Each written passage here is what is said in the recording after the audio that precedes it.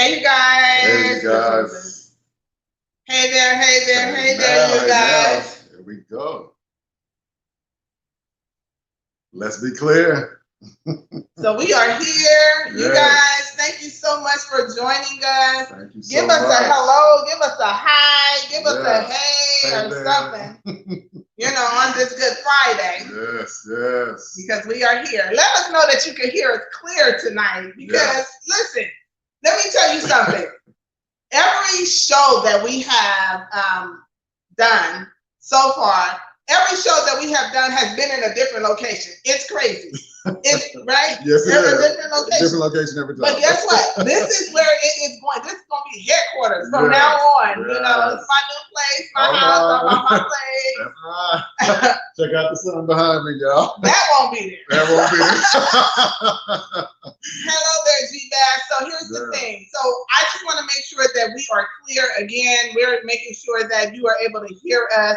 This is where we will be doing our live show moving forward. And if there's something else that I need to add or take away so that we are clear, because here's the thing, the goal in this show, let's be clear, is for us to make sure, as far as to provide a platform where we are changing the view of what society or how society has defined marriage, right?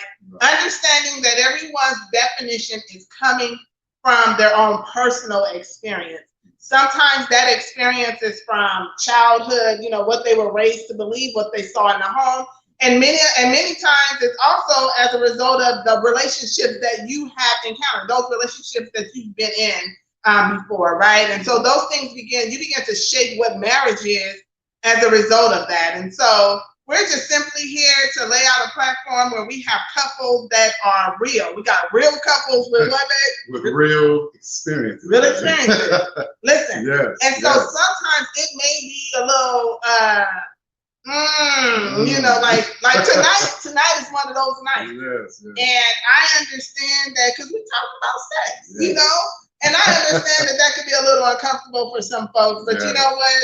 Nothing is defiled in the bed of a marriage. There's nothing defiled. They can do what they want to do.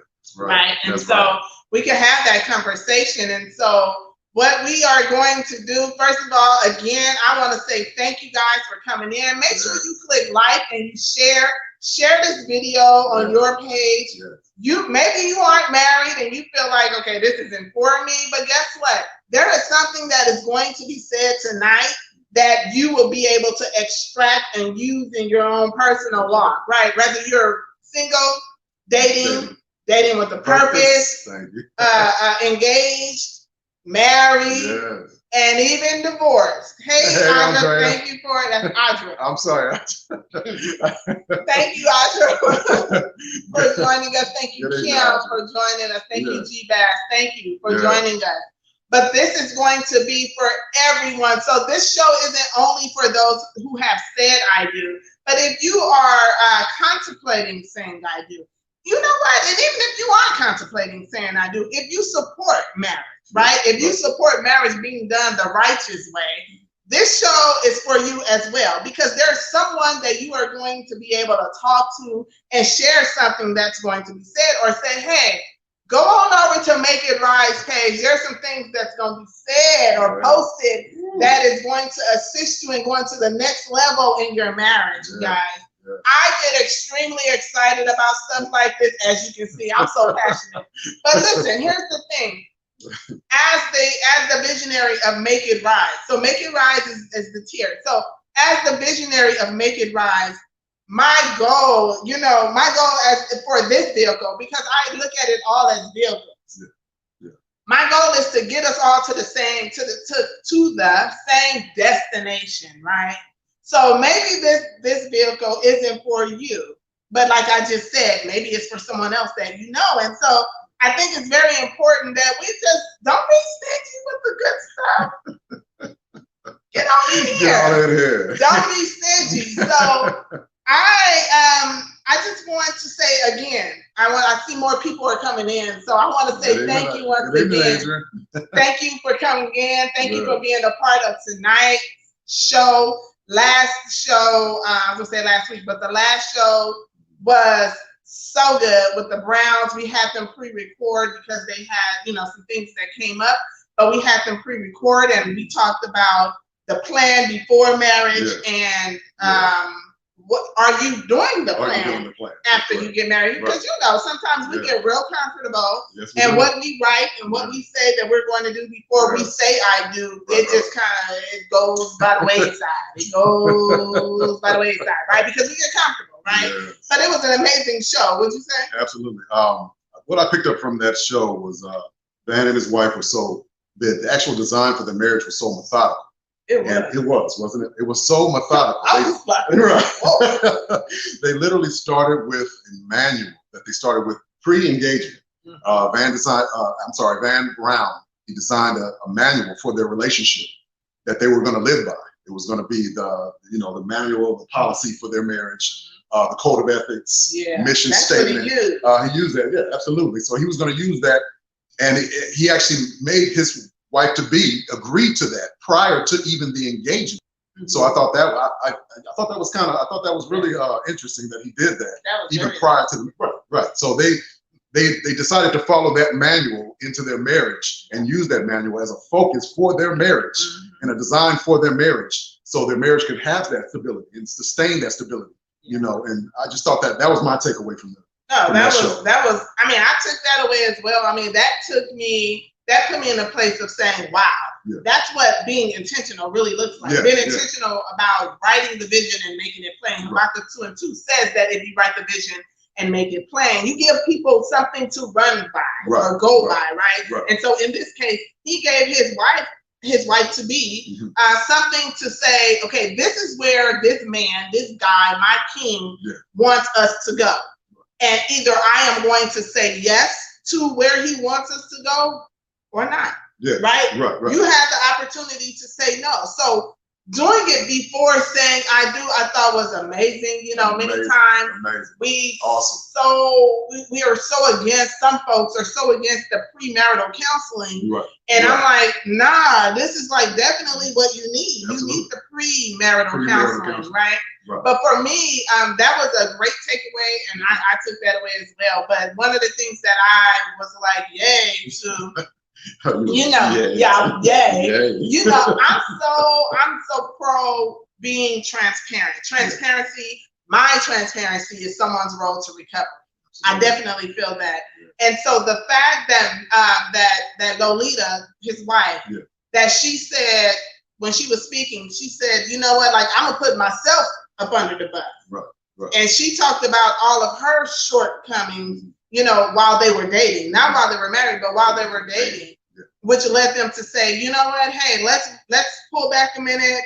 Let's get in God's ear, his face. Let's talk to God about what we're going through or what it is, and let him tell us how to move forward or not.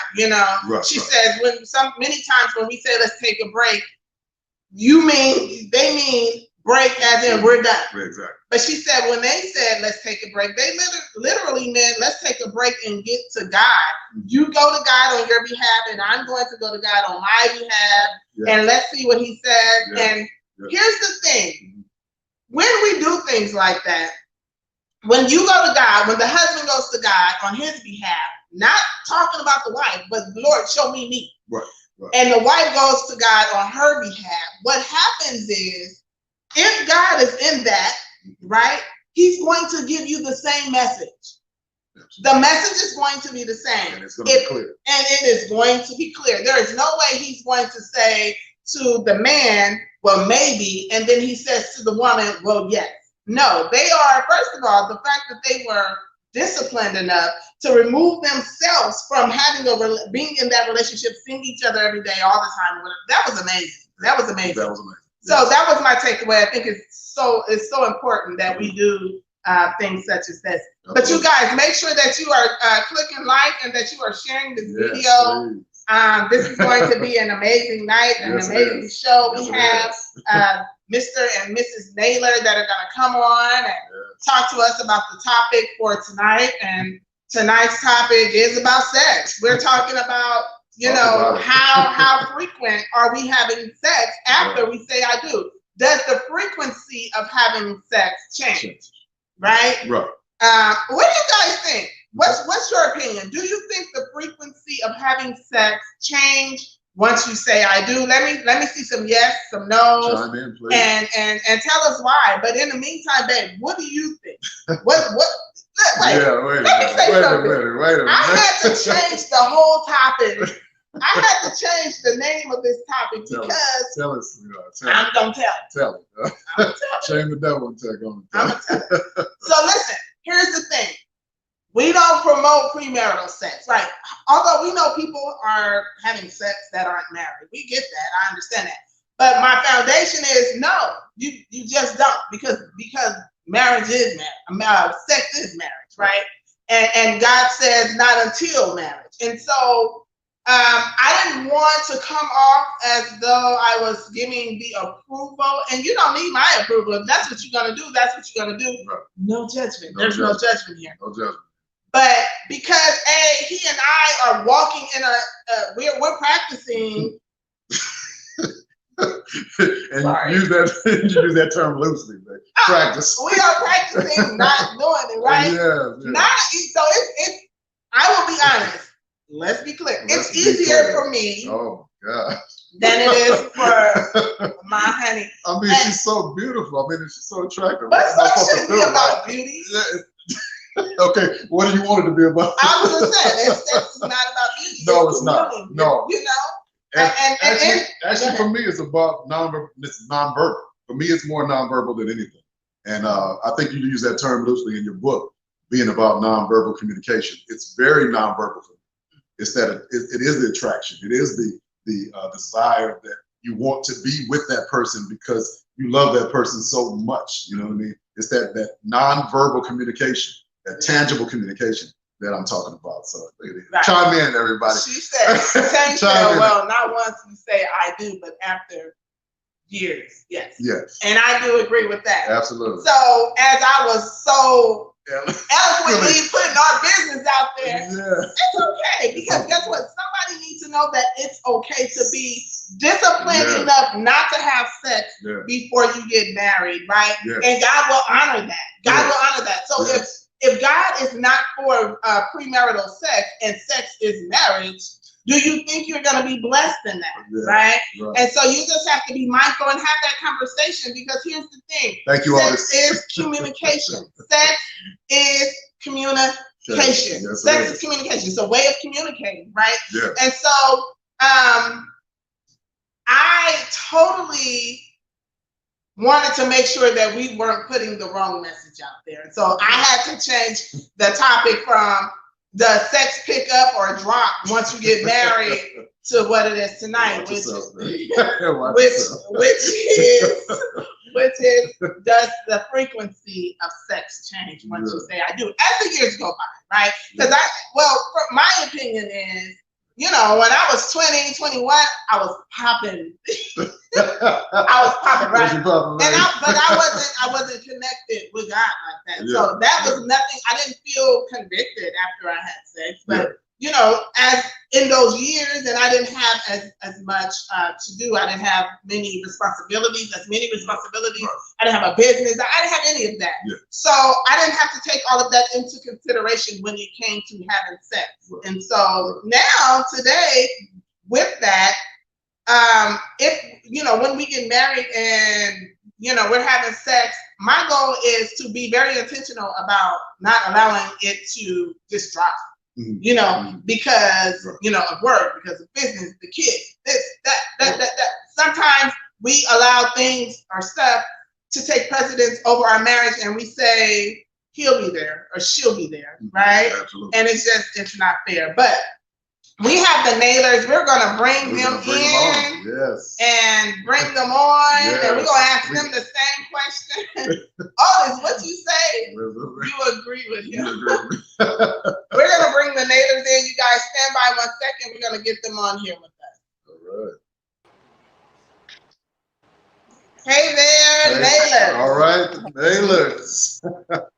How you doing? Can y'all hear us? We can hear you. How do we sound? Okay. You guys are freezing a little bit. Just freezing, just a little bit. But that's okay. We're gonna go ahead and ask you the question.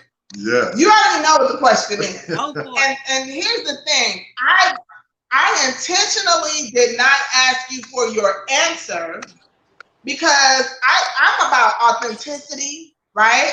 I don't want, because had you told me what your answer is, then in my mind, I would have been trying to gather some other questions that fit exactly what you're saying. And this right here is about being clear, being real, being transparent, being open, right? As I said to the two of you when we were in the, before we came live, we went live, I told you.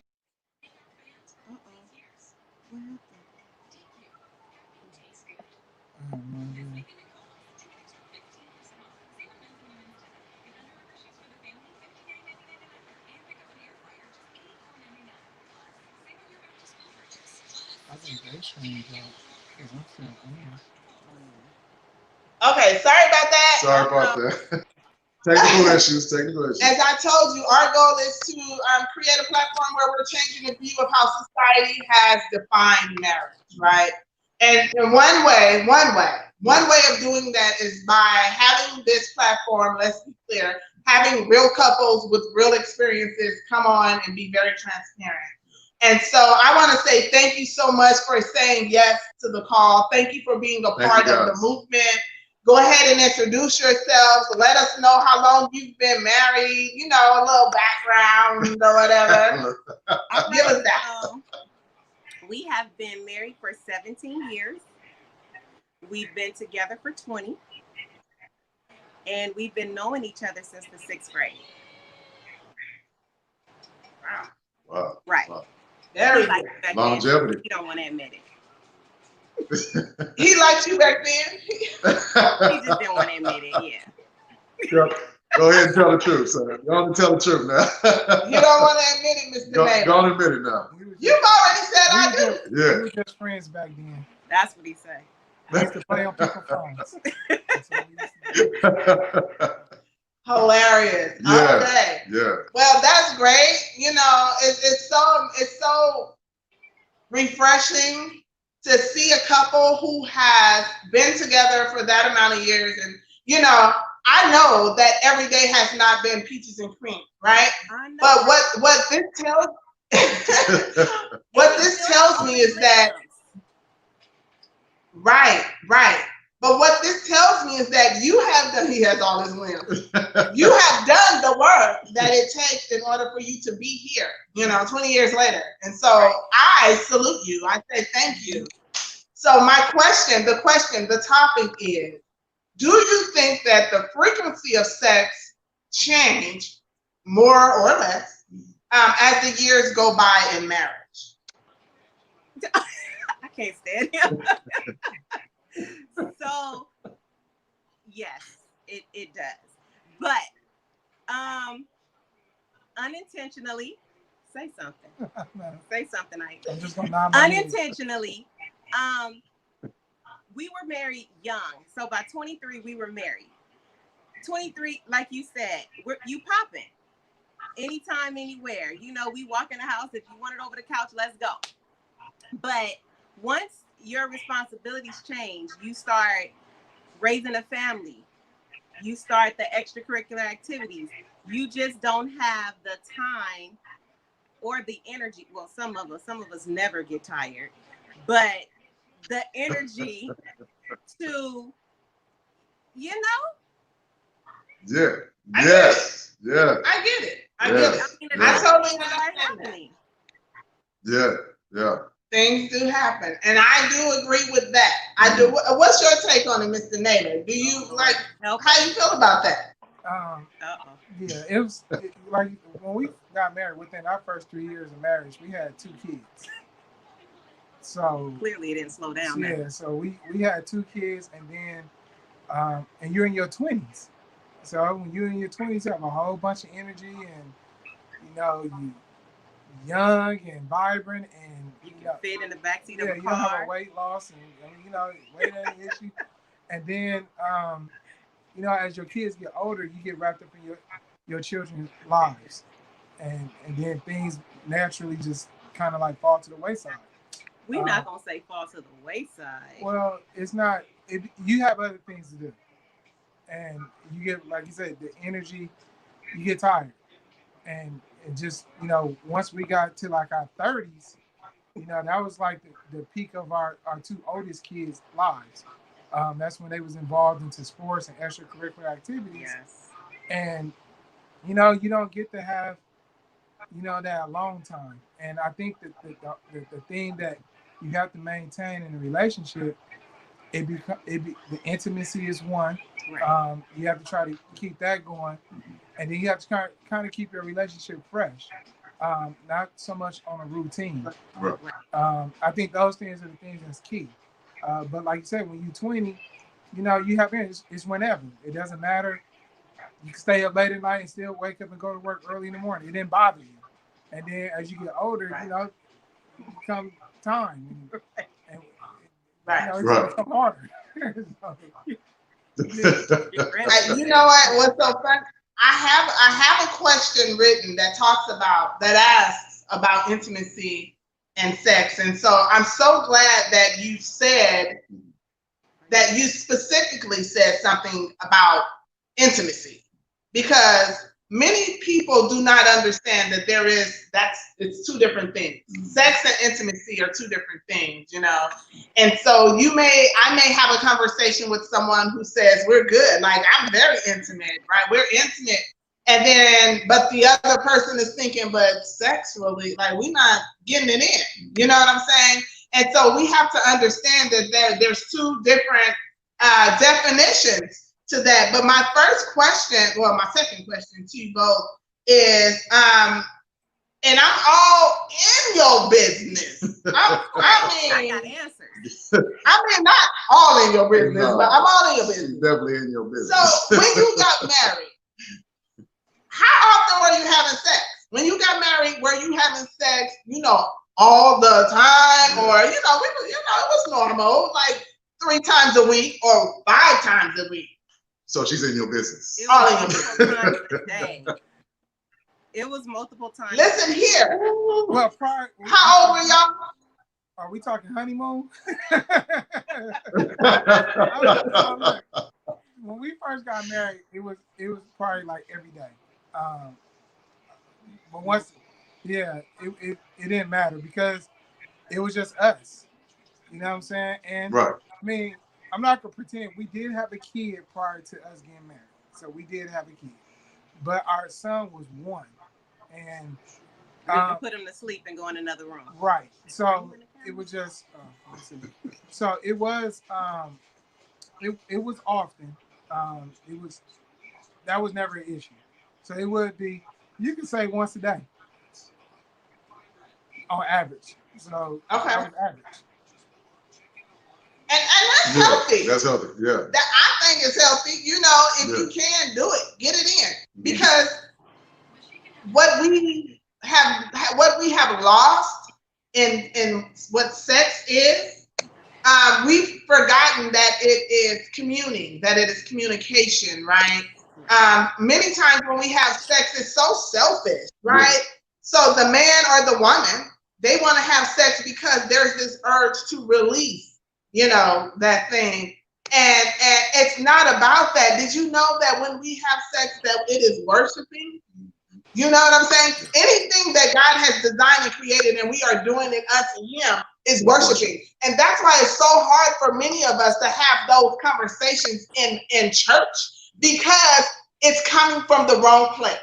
So if we were having the conversation about sex and it was coming from the righteous place, it was coming from how God designed it and what He designed it to be like, it would be no problem talking about sex in church, in the pulpit, while there's children there, because what it does is teach the children that what sex really is about is having a conversation with your husband or your wife with God and God, right? He's there.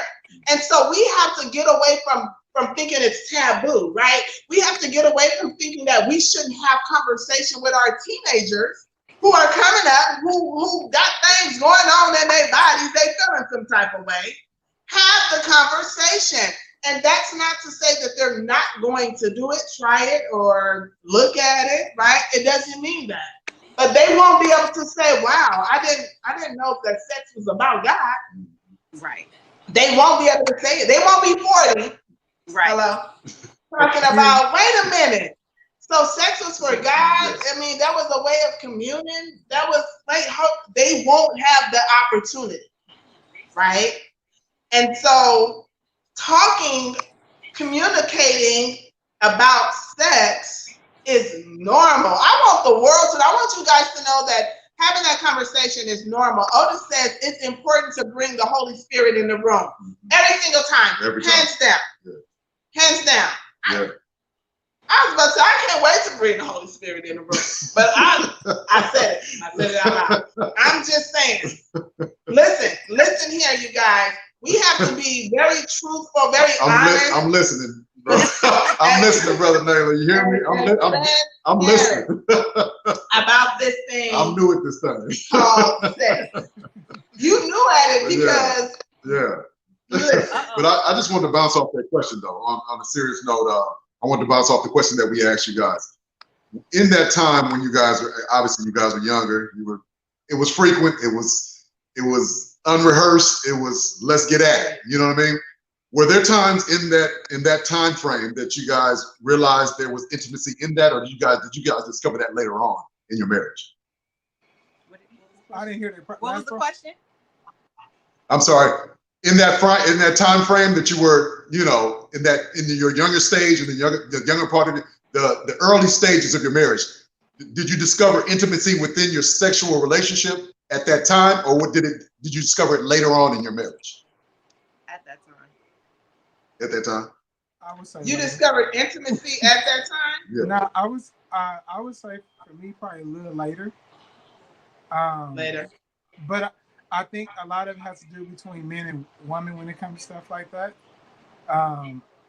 Because like when you young like that, it's sex. So yeah, let's go, let's get at it. Like what I'm saying. Get at it. Is. And then once I'm not gonna say get taken away from, but once like other things come in play, like your kids and stuff like that, other parts of life. And you realize you can't have it as often as you want to. For me, that's when you start discovering the intimacy and stuff like that. I think that's when. And that's what I was sort of getting at. But I think there was definitely intimacy in the beginning as well. He's a very intimate, affectionate person. So it was all. Now, don't get me. There were some times when it was just let's get it. But there were most times when it was intimacy. There was a lot more nurturing and kissing and foreplay and Yes, right. I want to read a comment from Mr. Otis. He says, when a wife makes love to her husband, she is experiencing him at his most vulnerable state. And that's when God uses that time for the wife to pour his love, his love and spirit into your spouse. That right there is a sermon by itself. Yeah. Because how often, and it may not be you and it may not be me, but how many of us have said, and I say this in my book, The Marriage Policies and Procedures, I talk about how I was doing it with the wrong intent, right? Having sex to say, if I do this, I can get this, right? And that is a form of manipulation. That is not what sex is made for. I should be able to go to my husband and just speak to him and tell him what it is that I want, and not use sex as the weapon and not the tool, right? So God gives us tools in our marriage. In our marriage, he gives us tools. He gives us things that we can use that is going to assist in building and going to the next level, right? Or tear down those things that need to be shaken, that need to be taken out.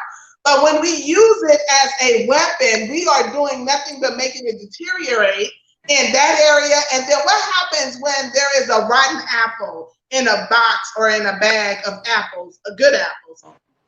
All of the apples begin to go bad. Right. All of the apples begin to go bad. And so we have to make sure that we are using that time that we are communing with our husbands, with our wives. Women, listen here.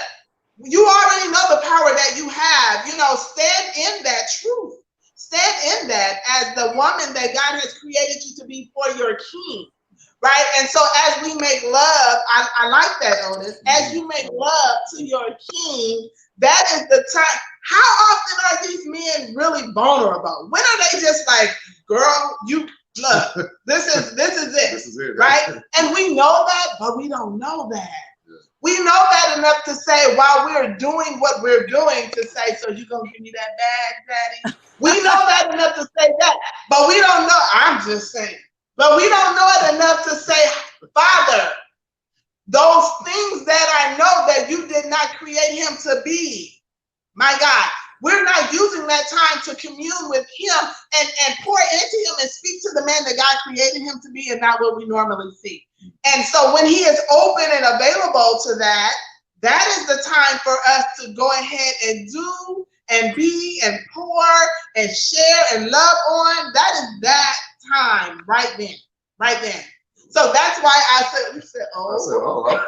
I said, oh, because I just got all of that. You know what I mean? I'm just saying. My spirit just opened up just like. You got vulnerable. I got vulnerable just like that. I'm just saying. So, Otis, thank you so Appreciate much. that, Otis. That was a good comment. Very good.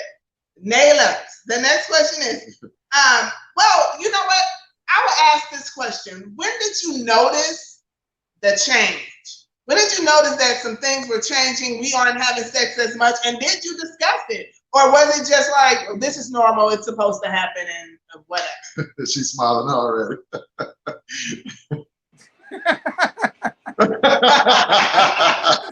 First of all, he discusses everything, okay? I think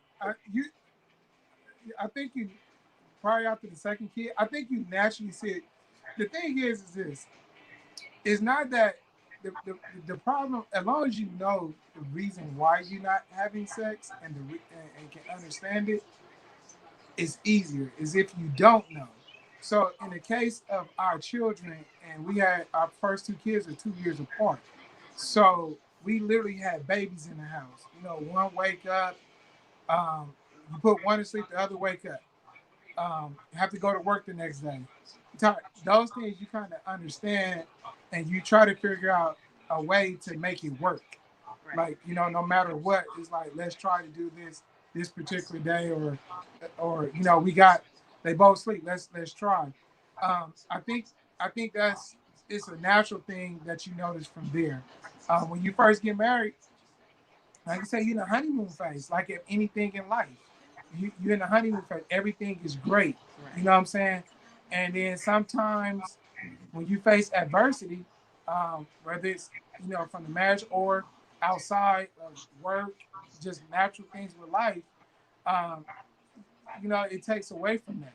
You know what I'm saying? And I think that's when, for me, just like dealing with the children and realizing that we have a family we have to take care of. So some things would be, you know, would you put first instead of doing that. Right. It was, you can't get babysitters and stuff like that. But what you started experiencing more is that anytime we could go to dinner with just me and her, you just appreciate it. You know, it'd be more appreciative. No matter how the night ended, you just appreciate that you had that kind of like breath of fresh air that long time because you wrapped up with your kids. So we noticed it. I would say right there, we had our second kid because, you know, we had two babies now. You know what I'm saying? So that's when it first took effect, was then.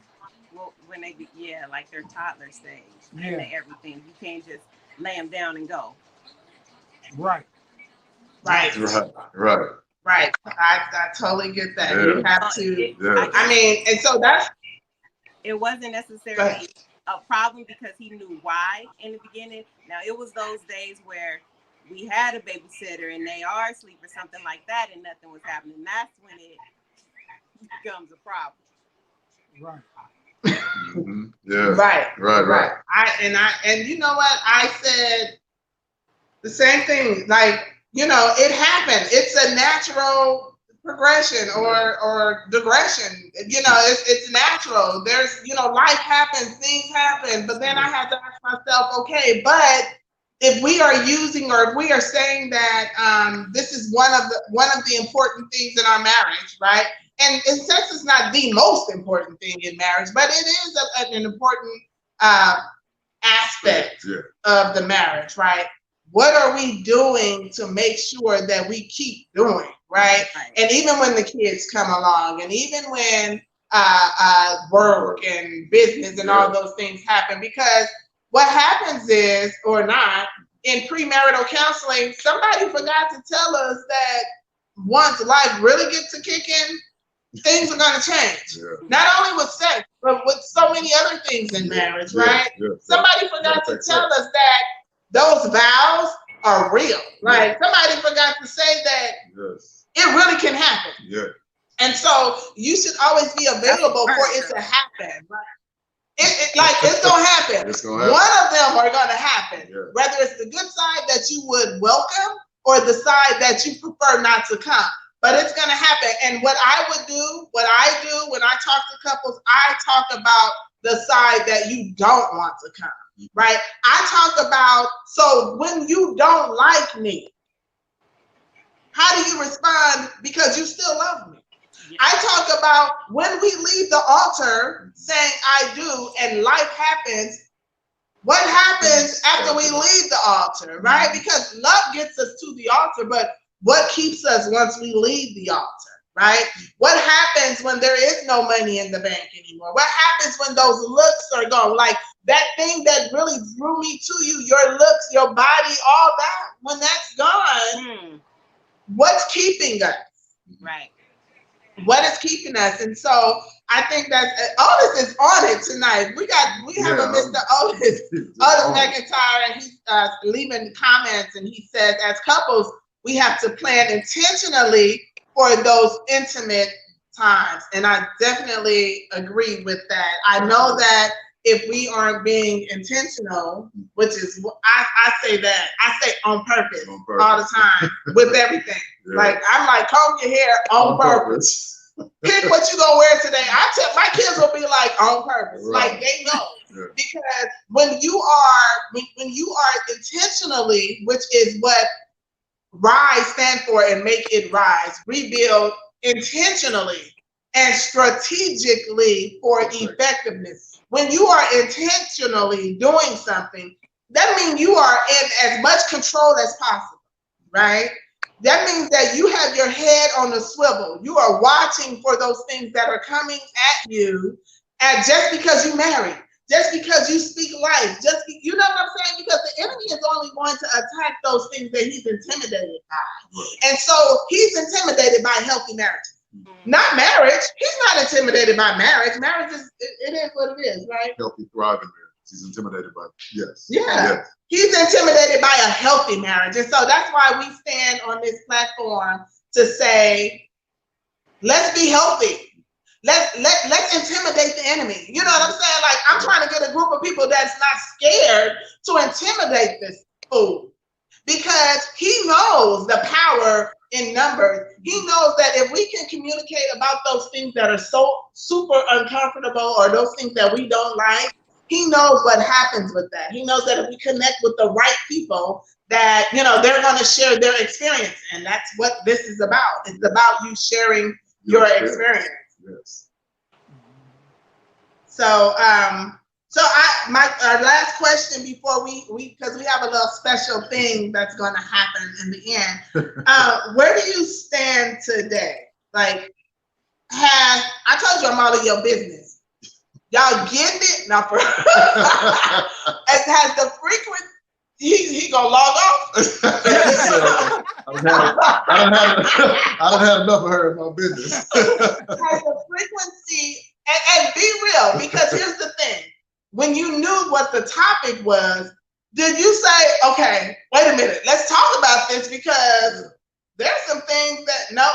Awesome. We didn't talk about it at all. Never talked about it. Good. Okay. Good. But let me tell you, I love the authenticity. I do. I really do. So where do you stand today? Is it still at the frequency that's less than, or did you drop, pick back up? Or is that your momentum, drop, pick back up, depending on what's going on at the home? Yeah. No, I think it picks back up. Yes, So once. Cause she's smiling, so I'm like, yeah, it picks back up. Kids get older, and you're not so much wrapped up into like what they have to do doing projects late at night, and they can kind of do their own homework and feed themselves if need be and stuff like that. It does. It picks back up. It really do. Yeah. And when it picks back up, you kind of have a little bit more appreciation of it because it's you have more time now to do things. It don't necessarily have to be on a schedule or a routine. It can be spontaneous. It don't have to be, oh, well, this day or we got to get a baby. It don't have to be that. It can be more spontaneous because your kids are older now. So sometimes you got to remind your mate, we are not 20. Though it feels like it, we are not. Save some for later. It's yours for life. Right. What you say, you have to remind. We are not 20 anymore. We're not 20 anymore. But listen, that's good. Like, because we get people ask us all the time about like our marriage, because we've been married a long time. We've been married longer than probably any of our friends have, and been in a relationship longer than probably any of our friends have. So people ask that all the time, like, how do you do it? And, does it, what changes and things of that nature? And it goes along with, even with sex, I think goes along as long as the marriage.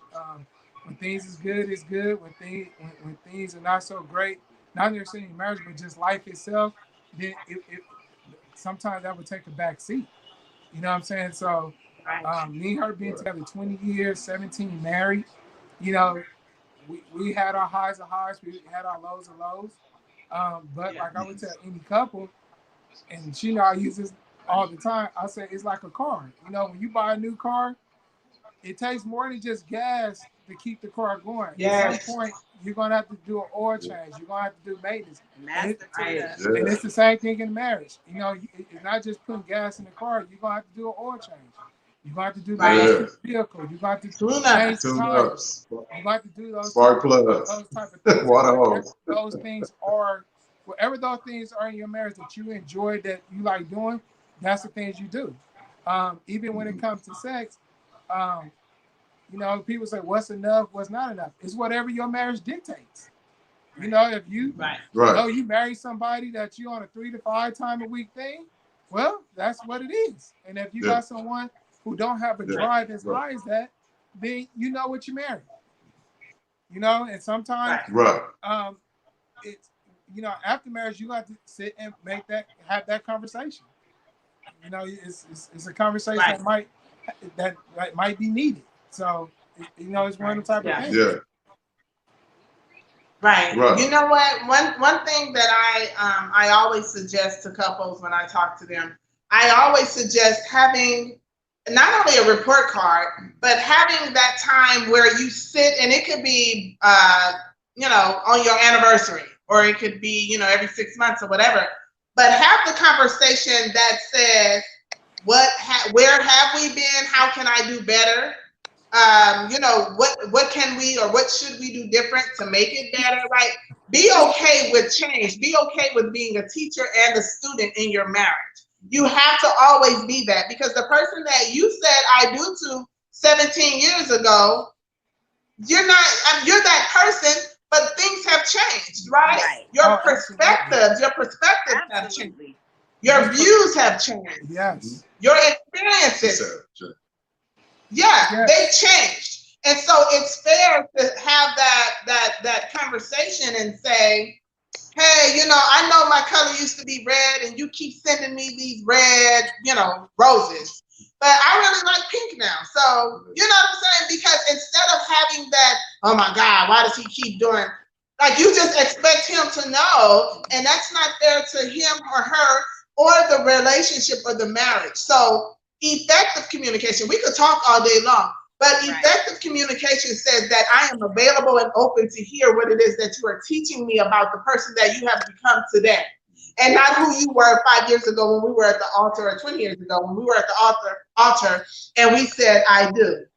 And so what I want to do is shift into what it is we can do to keep the frequency where it should be, in a healthy space, right? Because I don't want us going to a place of having sex once a month, like, oh snap, we haven't had sex, let us connect. You know what I'm saying? Like, oh, let's put sex on the calendar. I don't want us to do that. And so what I've done is I got one of my good friends that is a sex coach. She is going to come on and give us 3 tips on what it is that we can do as married couples to make sure that frequency is maintained. Okay, so you guys, we are going to bring in Miss Mavis. And she is going to share some things with us. Hey, Mavis, can you hear us?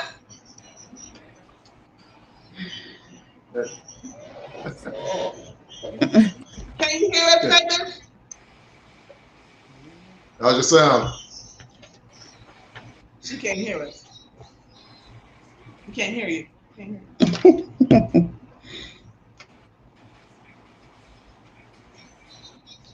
you hear us now, Mavis? Sam, I can, but I have my laptop on and my phone, and I'm not sure which one you can hear me out of. I'm on my phone right now. Can you hear me? Yes. We can hear you crystal clear. Yes. Okay. Yes. All right. So yeah, I can need to turn my my laptop sound down. Okay. Okay. So can you hear me now? Yes. I can. So I was advising everyone that I was bringing you on. Your name is Mavis, Miss Mavis. She is a sex this coach. Is such a delay right now. Sex coach and an author. Yes. She wrote the book. Yes. Okay. This is such a, I don't know what's going on right here. So hold on real quick. Let me. So she's an author. She's a sex coach and she's an author. Yeah. She's the author of Secrets of a Good Wife. You guys, when you get a chance, go ahead and go over to Amazon and grab that book. Yeah. It is amazing. Okay, hold on 1 second because this is not working for me right now. Hold on. And I think we're having technical difficulties. She can't hear us, I don't think. It's like retarded right now. So I'm gonna just ask her to pop on. Give us your 3 tips, Mavis. Give us your 3 tips of keeping the frequency maintained. Yes, maintain. Give us the 3 tips of maintaining sex. As the years go by in marriage. What are 3 tips? And I've introduced you. I've told them that you are author, you're a sex coach. You can go ahead and start with that. Like, who are you? And then give us the 3 tips. Okay. Tam, it's so much feedback and it's like a delay. And I don't even know if you can hear me right now because I hear you talking right now. So I don't really know what's going on. It's like a delay and like a lot of noise in the background.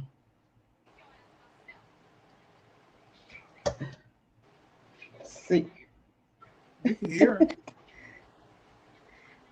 Okay, so I'm gonna be quiet. You go ahead and do your thing. I'm gonna press mute on my end, and I'm giving you the floor. Okay. Okay. Well, first, thank you, and hopefully you can hear me. It's so annoying. It's this delay.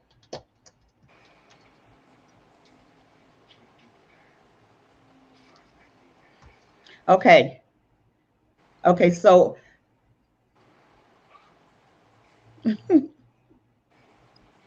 It's very much a delay, so I'm just going to go ahead and share, and then you just tell me if you could make out what I'm saying. So first of all, thank you, Tam, for having me on the show, and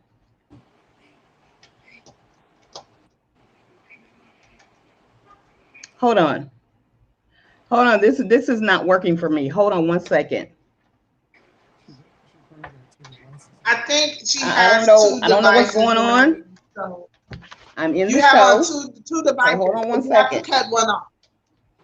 Oh my So gosh, this is just not even what working right. what I invited.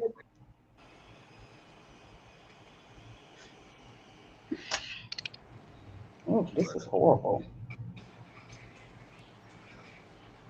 Maybe if I get off of here.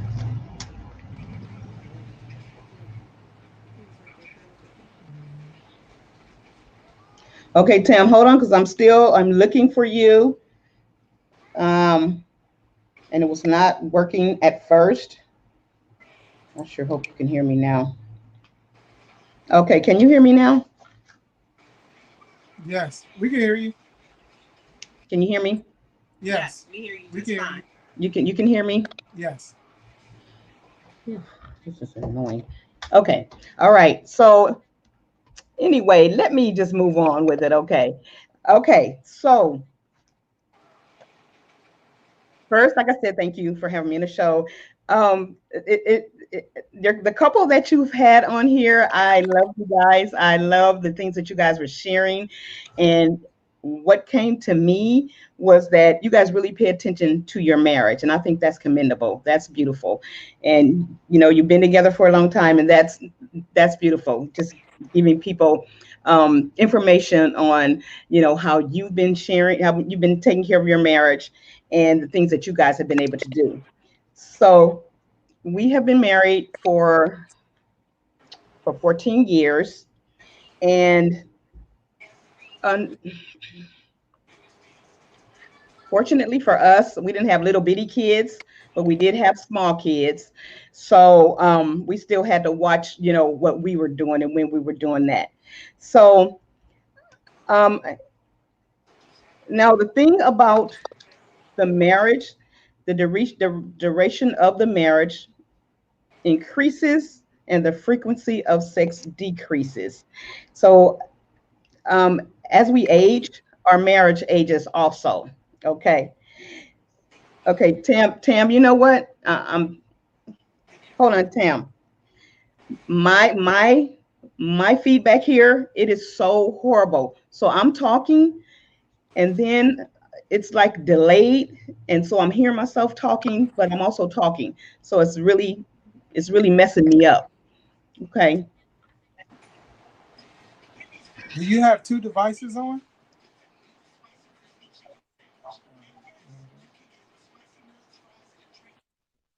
So she went off, Yes. and I'm thinking because she has on she's on her phone and her laptop. Mm-hmm. And so, you know, what I would say, because I'm just gonna move forward, because you know, the enemy, that's what he does. Yeah. I ain't even gonna say the enemy. Sometimes we be talking about that enemy and it ain't even about him. But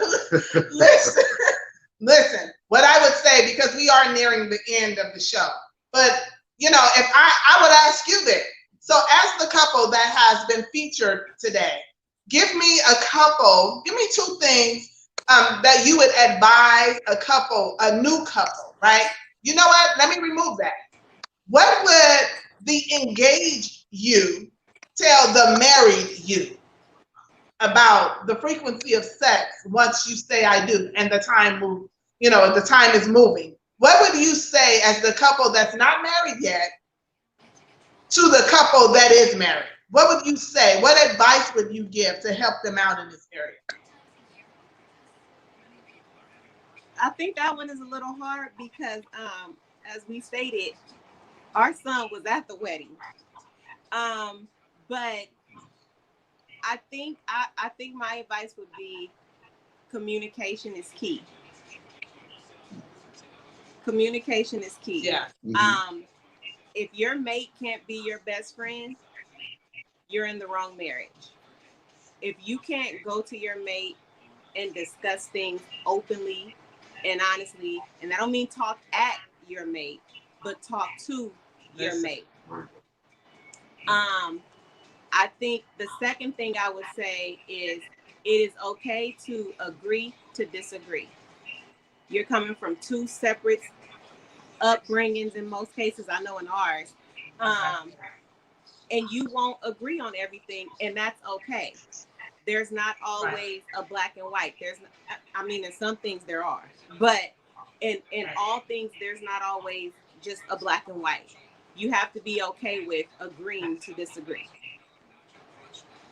Right. I definitely agree with that, especially when you tapped in on the communication part, that it's a key. And many times when we think about the key, what do you usually do with the key? So when you use a key, if I have a key, right, that means I've been given access to enter a place. Right. Listen, I'm sorry, but I will go there. But if I've been given a key, that means that I have been given access to enter a particular place or to start something up, right? So if God is giving you the key, which is communication, effective communication, that means that he's giving me access to enter into a place. Listen, sometimes we forget that we look at something that it looks like a wall. It appears to be a wall. But once we get into, when we're wise enough to understand that it's not really a wall, it's a door, and I actually have the key, all you have to do is open it, right? But here's the thing, once you step on the inside, on the other side of that door, there's some work to be done, right? And so when you talk about communication being key, opening the door to get in is going to require you to effectively communicate, right? In order for you to have growth, have access, there's so much that we've been given. But here's the thing, if we aren't wise enough to use it in the right time and the proper way, then we're kind of setting ourselves up. So when you talk about communication being the key, I say yes. What about you, Ben? That was good. That was good. You were going there. But I would say communication is major in a relationship. There's so many facets to communication. Verbal, nonverbal, ways of, you can tangibly communicate with your partner where it's a touch, you know what I mean? It's so many facets of communication. That's why it's so important to have that understanding with your mate, have that understanding with your partner, especially in the beginning. And we're learning that better than any couple, that communication is key and learning all the different facets. And let me speak for myself in this case. Communication in itself, over time, learning it from different people, learning it from my own experiences, it's nothing like the communication that I'm learning at this point with this woman. I'm learning that, you know what, in communication, you have to you literally have to go outside of what you've learned and what you've attained so far. And you have to say to yourself, you know what, I'm not actually effective. Like, we've been in this relationship, but I'm not effectively communicating with her. Because one, I'm either talking at her or I'm talking in defense. I'm talking in judgment. I'm feeling that I'm being judged, or it's a judgmental type thing. I have to remove all those things. First of all, I have to allow God in first and foremost. We have to allow the Spirit of God to come into that form, into that dialogue. And before we even access that communication, before we even access one another. So when she spoke about the key, you have to, before you can even get a hold of that key, you have to there's requirements that you have to take within yourself. You know what I mean? You have to do a self-examination of yourself first and foremost before you can even have access to that key. Because once once you get access to that key and once you open that door, now you're required to do those things. Now you're required, and that in itself can be even hard for a man like myself or a man in that position, because we're not understanding what it is or required to even access our spouse in that respect. So, oh my God, I mean, it's so much. But I just want to say, I just want to follow that up with, yes, communication is key. And from my experience, I just hope someone was able to take something from that. Yeah. And can we get the answer? What two things would you? Right. What you say? He said pray. Pray. That's it. Just pray. I think because the question was about the frequency in marriage and stuff like that, and I think that it goes along. The question was, what would you tell you? What would you tell them? Yeah, but I think it goes along with the age of the person it is. But like I tell anybody that marriage is work. After you say I do, life happens. The honeymoon only lasts for so long. So after that, life happens, and you have to work at it, just like you work at anything in life. Nothing happens to you if you don't do anything. You can't just sit up and be like, "Oh, I'm just married." You have to work at your marriage, just like you would work being a writer, just like you would work being on your job or whatever profession it is. You have. It's the same thing in the marriage. You got to work to perfect it. And as far as like the frequency of sex and things like that, as long as the marriage is healthy and things is being positive in the marriage, that everything else will fall in line along with it. If it's something not quite right in the marriage, then everything is going to be affected in it. Communication, sex, all those things get affected by it when the marriage isn't going in the correct manner.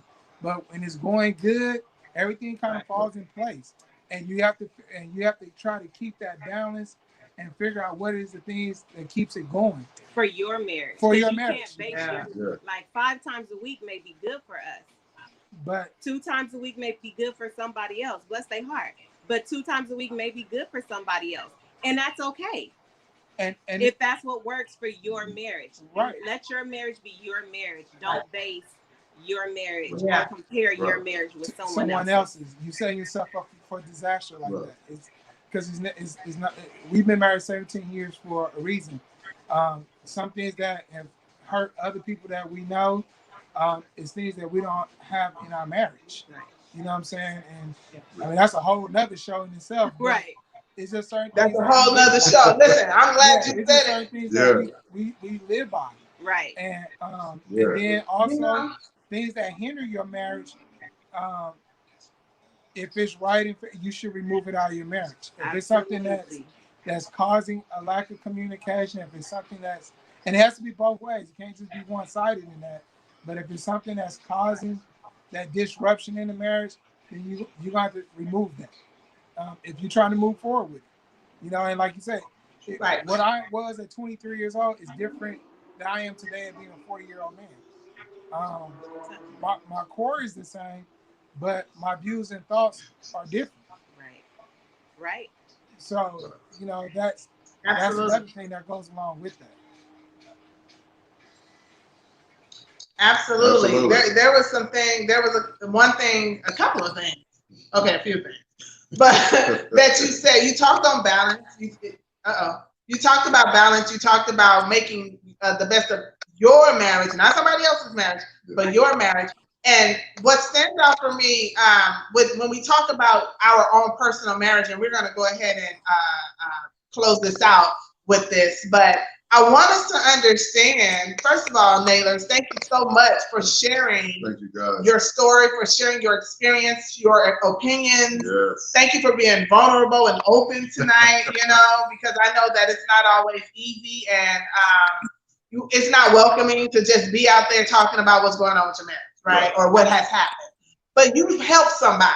Right. And so and that's what it's about here on Let's Be Clear. It's about helping another individual or a relationship, couple, marriage grow and go to the next level as a result of hearing your opinions and your experience. But what I want to end with is this. I want us to understand that there's a culture that you must develop in your own marriage, right? Many times in our relationships and in our marriages, we are attempting to have the relationship goal of, someone that we've seen or someone that we admire. And, what we see is what we see on Instagram, and what we see is what we see on Facebook and pictures. But we don't know what's going on behind those closed doors, right? And so when we are creating, developing, and designing our own culture for our relationship, what we're doing is saying, hey, I know that this is what I believe. This is what I grew up seeing and understanding. This is what happened in my past relationship. But what's going to happen today? What's going to happen in our relationship, our marriage, that is going to be beneficial to us? And so I want us to get away from attempting to do marriage the way we've learned it before from somebody else. And not saying that there's not going to be some good stuff that you can pull and use in your marriage, but let's be mindful of those things that we do use, right? Let's be intentional. Let's be clear about what it is, the design. I said earlier, Habakkuk 2:2, it tells us to write the vision and make it plain. What is the vision? Is there a vision? You have to have a vision as an individual, as a wife, as a husband, and then you have to have a vision for your marriage, right? And when we are coming together and saying, hey, babe, this is what my vision is as a wife, and you say, this is what my vision is as a husband, then we can come together and say, but as the marriage, this is what the vision is. And now what do we need to remove, take, build, continue to build? What do we need to do in this thing to get to what the goal is? And here's the thing, have a goal for the goal. Have a goal after you reach the goal, because it doesn't stop just because you've reached it. So once you get there, you got to have something else to do and somewhere else to go.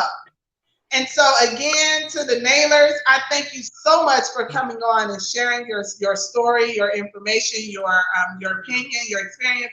To all of you who have joined us tonight, thank you so much for coming on. To our viewers, if you have any additional questions or comments, please be sure to put them in the comment section, and I'm sure they'll respond. We'll respond. Make sure you come back in a couple of weeks, where we'll be talking to another couple who got married and immediately had a baby, And so some may say, why did you do that? You need to.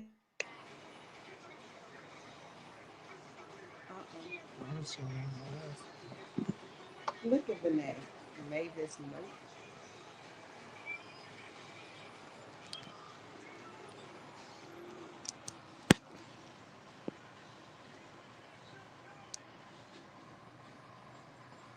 And others may say, I had to come right back in. And others may say, yeah, no, you should do it right away. So we're going to talk about it in a couple of weeks, you guys. Again, thank you so much. Naylor, is there anything that you want to leave us with?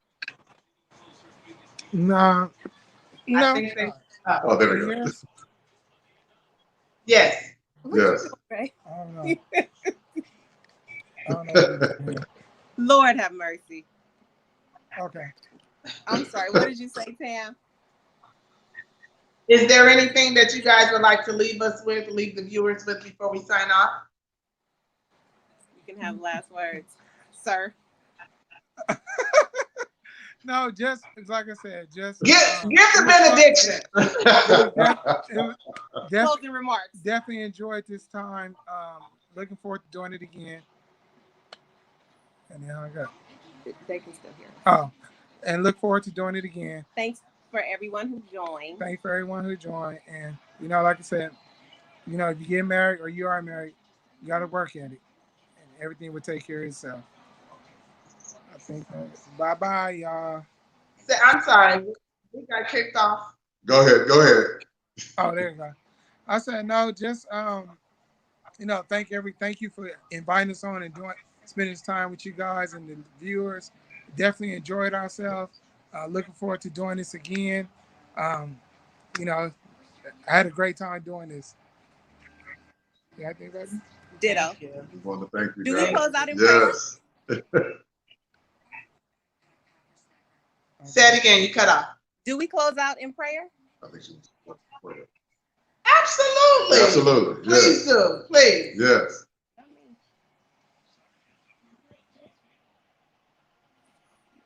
Oh, they froze. Is it? Dear Lord, go ahead, you guys. Dear Lord, thank you for this time, for this magnificent moment we had. Just keep us covered in your blessings and prayers. To all the married couples out there, engaged couples thinking about getting married, hopefully this has been a blessing to them, and just keep your blood over us. In Jesus' name we pray. Amen. Amen. Amen. Thank you guys so much. Thank you guys. We'll talk to you soon. Talk to you soon. Bye-bye. Bye-bye.